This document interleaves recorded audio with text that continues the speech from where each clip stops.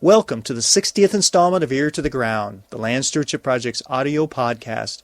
Ear to the Ground features interviews and field reports related to sustainable agriculture, family farming, local food systems, and local democracy.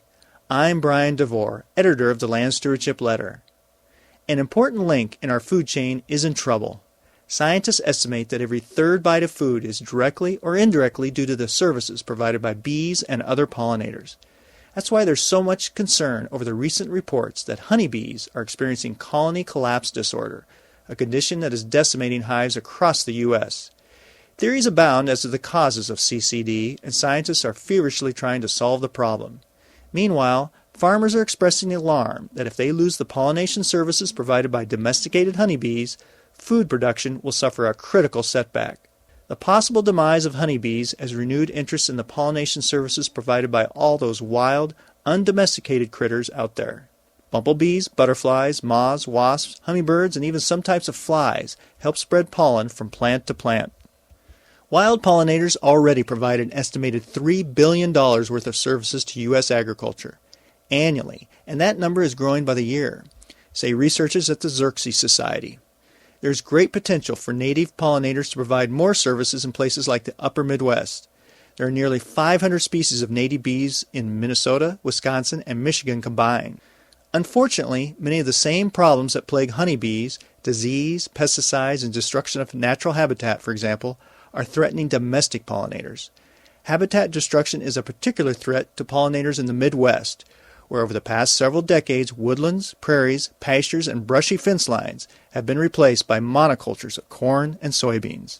The good news is that there are some relatively simple ways to improve living conditions for pollinators, and this is a solution anybody with a few square yards of land can take part in. Entomologists say habitats that contain native plants that flower throughout the growing season are key to the future of pollinators.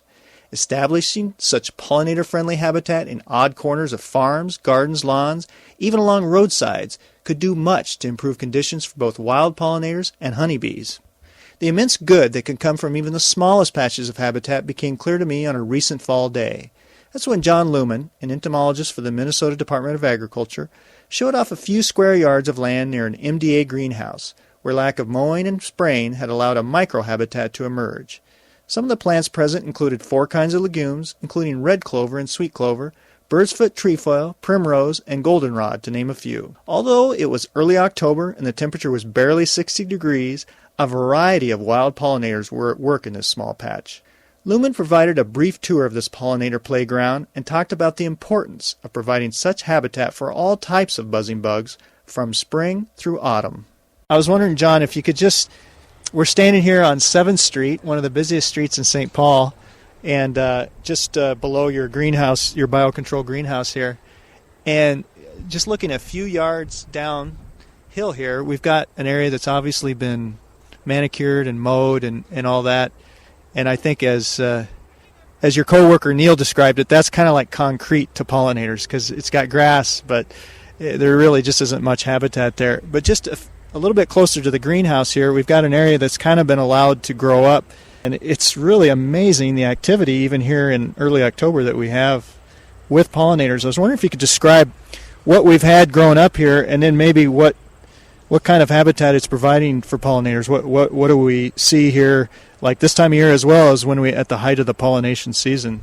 Well, instead of the usual grasses and a few dandelions that used to be here, suddenly have sprung up 2 of the prairie grasses that are growing both in our garden and down the hill from us, and 3 other weedy grasses, I guess you could call them. But there are at least 4 kinds of legumes, because there's a red clover, a sweet clover, and then there's the weedy bird's foot trefoil, and I can't remember what the 4th one is. There's one other legume that's growing here, but there's some primroses, and there's one of the swamp milkweeds that's coming up. And in addition, of course, there's some of the dandelions, and there are a couple other weeds. But most of these have flowers. Oh, and last but not least, the goldenrod.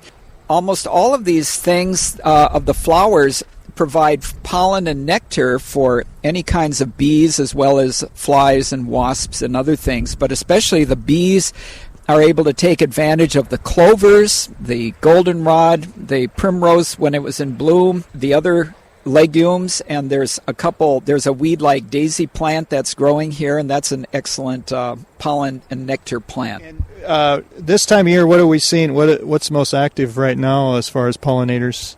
Right now, there's still a lot of one species of bumblebee, a lot of paper wasps, and a few flower flies, and still a few halictid or digger bees, which are related to sweat bees. Those are the main ones still here that I've been able to see.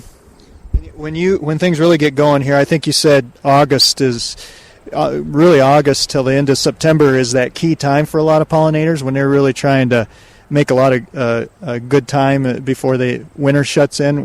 What will we see here at that prime time there in August? Well, in prime time in August, that's prime time because almost all of the bees and wasps and any that have colonies, everything matures in August and reaches its maximum development. So you have many species, or all the species that are going to overwinter, and you have many more adults of any species because everything is going to be there in order to overwinter as an adult. So there would be easily 2 or 3 species of bumblebees in this little patch, at least probably a dozen species of other wild bees. And then there would be, in addition to the paper wasps, there would be yellow jackets of at least 2 or 3 species, and several species of several families of flies. And of course on the goldenrod there would be a lot of the soldier beetles, and there's some other beetles that you'll see, including lady beetles on plants getting nectar meals. Kind of the lesson I take away from this is to help pollinators. We don't need it would be great to have great acres and acres of habitat, but these little odd corners can really serve a real important role here, just in a city lot here. Oh, that's for sure, because the little pockets like this are very dense with the plants that are growing, so the effect of the concentration of the plants is like having an area maybe 4 or 5 times greater. But insects are used to exploiting small patches because many insects are very specific in where they nest or where they feed or where they lay their eggs. So they're used to finding the little patches here and there. A city simply has more obstacles in the way, semaphores and intersections and busy streets and buildings, but they're used to keying in on the greenery and the flowers and things that they can still see when they are flying. Well, and I think we were talking earlier, there's some community gardens in this area that are definitely benefiting from having this habitat here, because the pollinators will go over there and help out some of those vegetable plants, that type of thing. Yes, it's definitely a mutual thing, because our insects can fuel them, so to speak, and also obviously we would get insects from there. And I think we both get our insects from just a couple blocks north of here, from the Swede Hollow area, where there's lots of natural vegetation growing, and of course along the bike trail that emanates from there.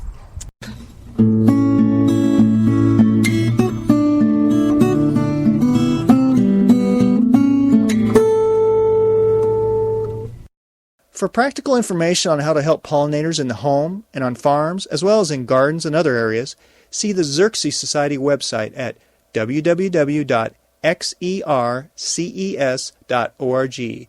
That's www.xerces.org.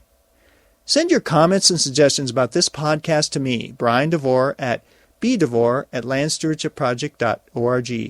You can also call me at 612-729-6294.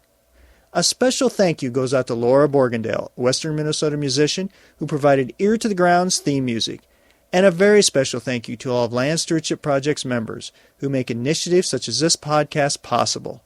If you're not a member, you'd like to support us, go to landstewardshipproject.org to learn how to join LSP. Thanks for listening.